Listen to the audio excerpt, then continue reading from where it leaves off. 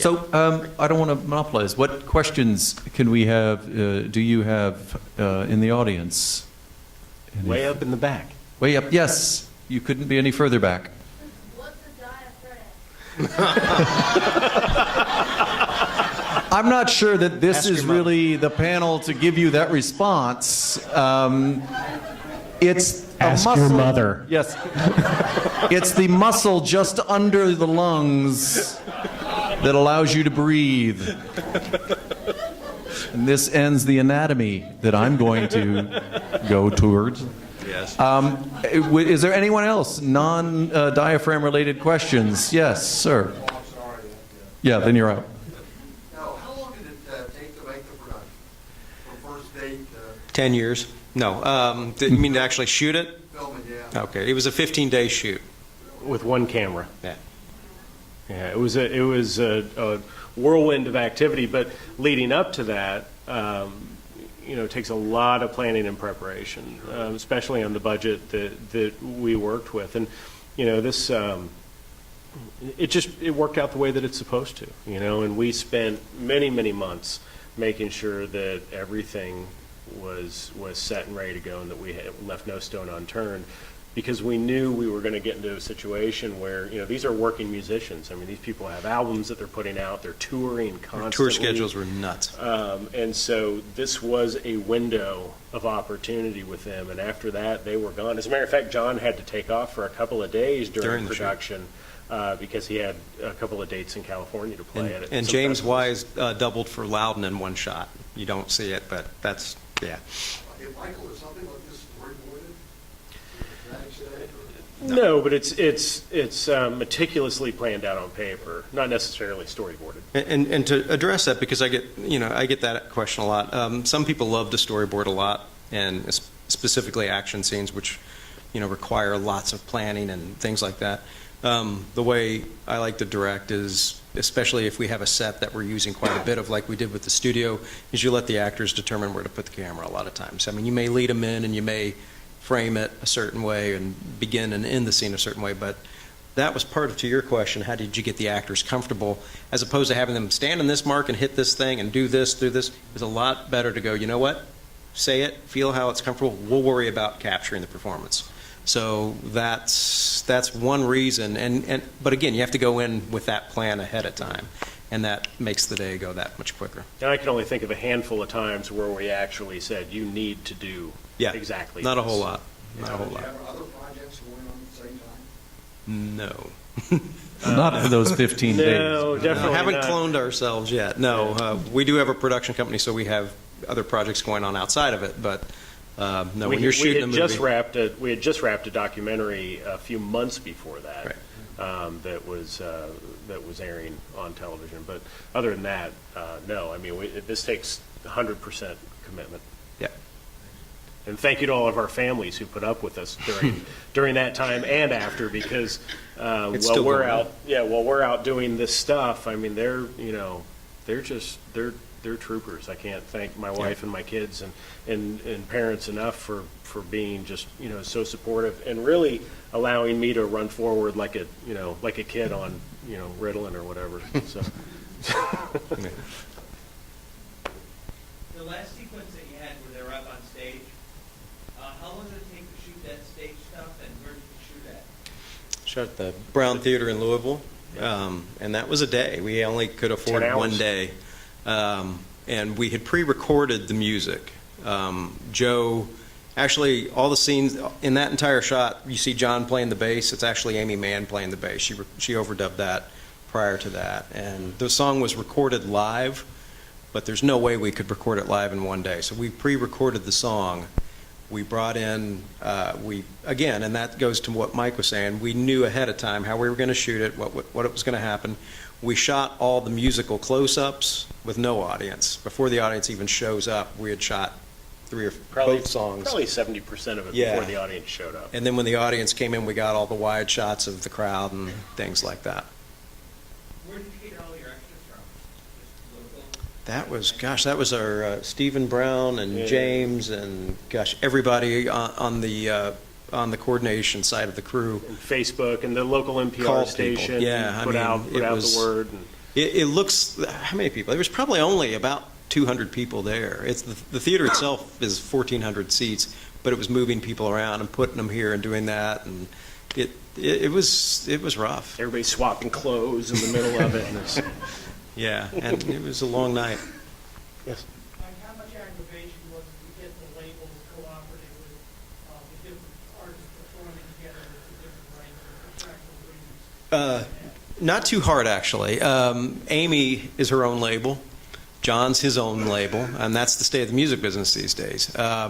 Joe has 2 songs in the film, Warner Chappell and BMI own that, and you have to strike deals with both of those.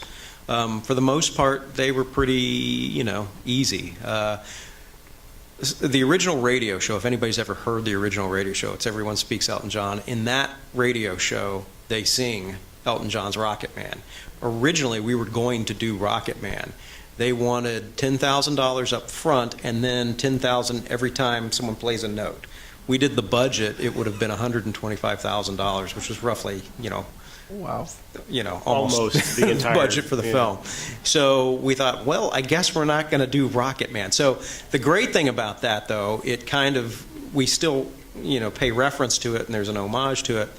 But Dave and I sat down and go, well, we're not going to use that, so maybe we can come up with a dramatic piece to, and that was a new key into the Loudon character, So out of economic necessity, you let creativity flourish a little bit. So that said, except for the finances on certain songs, they were fairly easy to work with. And the other great thing about that is that the songs that we use, the authors of those songs, they're single authors.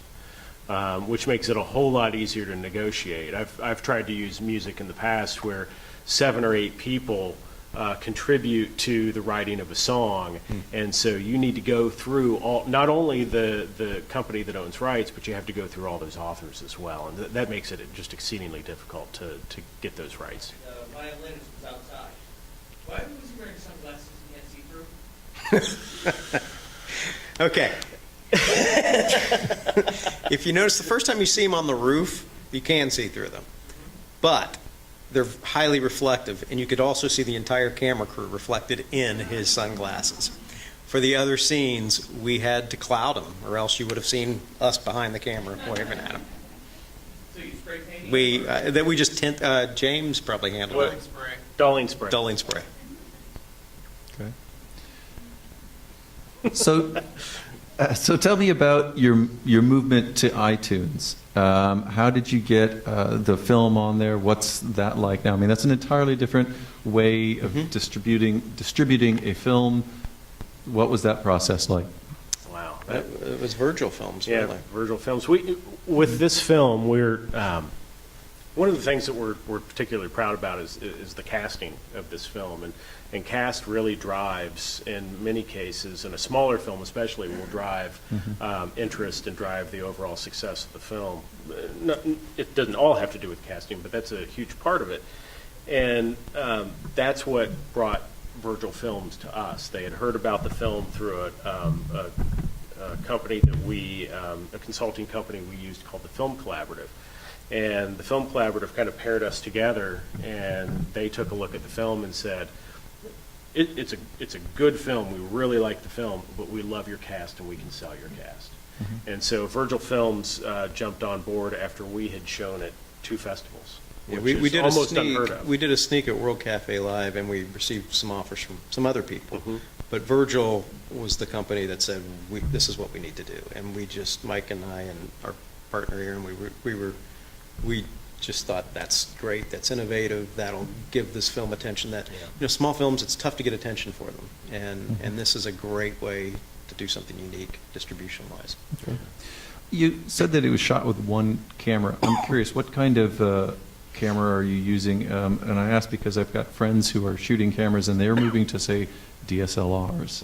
And I'm wondering if you use that or a traditional film camera. Well, DSLRs have come a long way, and I do use those types of cameras, but we shot this with a RED, which was a 4K acquisition model. So You know, it was a great camera. I don't know if I'd ever use it again. I think there are other cameras that I like better. But that was something that was made available to us at a significantly reduced cost. So it fit into our budget.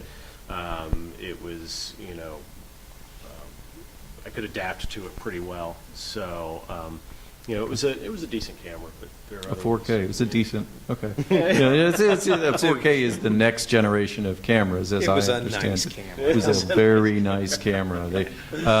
What is there any? You want to take a risk? Yeah, let's take Okay. a risk. Go All ahead. right. How many of the actors actually played the instruments? That's a great question. That's a great question. Let's see. Morgan, who plays Stacy the bassist, doesn't play the bass, but she plays guitar. So John coached her on the bass. John's a bassist. But he's also a guitarist. Adam is a guitarist. Katie's a drummer. She could really play the drums. Tim could play the fiddle, but he had trouble with the violin. The person who had the most trouble actually was Odine, who's the saxophonist, the cab driver. He plays keyboards in, what's the band he's in? I think he's in Earth, Wind, and Fire. Or, no, it's like the OJs or something like that. He still tours with them. It's funny. But he could play a little saxophone, but not a lot of saxophone. So Joe Henry's son, Eli, overdubbed the saxophone. Now, the theremin is not Loudon. It's Charles Ellis, who's a friend of ours, and it's not really a theremin. That's a machine pretending to be a theremin. We don't know anybody who plays it. Nobody plays a theremin. That is the sad neglect of the theremin. It's a that tough really, one. It's a tough instrument. Do we have any other questions? All right. Well, is there anything that I'm missing that you guys want to cover and let everybody know about? I want to thank Mike and the Columbus folks who supported this film. Yeah, And definitely. you know who you are. And this film would not have happened without the love and support of the Columbus film community. And I want to thank them, Yes, because definitely. this film would not have been made without them. It's real important that you know, when people come through with support the way they did, and they've taken a chance on making something which we think is great. Okay. You know? And so our goal is to, you know, not stop here. We want to make more and more and more films, and we will. Do you have a little sneak peek on what's to come? Do you have can you share that with us yet, or is that just completely okay? No. I think no, he's better at that than I like to keep it down low until we're ready.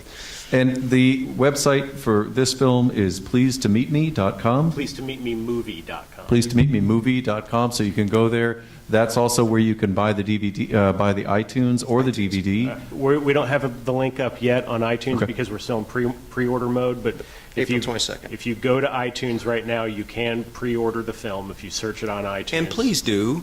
Yes. Order multiple copies. Definitely order. Well, not, you know, I mean, not to sound, you know, greedy, like buy our film now, but No, it's really it sends a message to all independent filmmakers, because this is the future. I mean, right now, if you've looked around the theater, there's not a lot. I mean, this is one of the rare ones. There's not, most of the major theaters don't show films like this anymore, or you can get them on Netflix or things like that. But if we only want to see superhero movies, and there's nothing wrong with superhero movies. I like superhero movies, but I don't want to just watch superhero movies. If you want to see other types of filmmaking, you have to support it, and this is a way to do it. If you know, a film like ours gets picked up by iTunes, they're watching it. You know, I'm getting texts going, make sure Amy tweets about the pre-order. You know, those kinds of things, because if she does and people buy it, that gets other independent films out there. So it's the Wild West of distribution right now. Yeah, it really is. Okay. Well, Archie and Mike, thank you very much Thank for you very being here much. today. Thank you.